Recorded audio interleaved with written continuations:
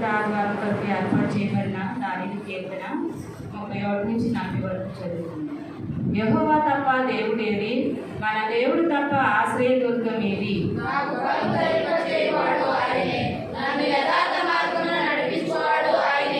ఆయన నా కాళ్ళు జింకకాళ్ళ వలె చేయుచున్నాడు, ఎత్తైన స్థలముల మీద నన్ను నిలుపుచున్నాడు.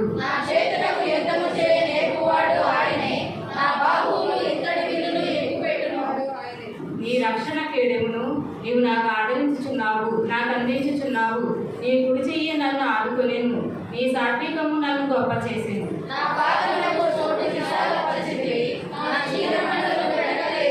నా శత్రువులను తరిమి పట్టుకొందును, వారిని నశింపచేయ వరకు నేను తిరుగను.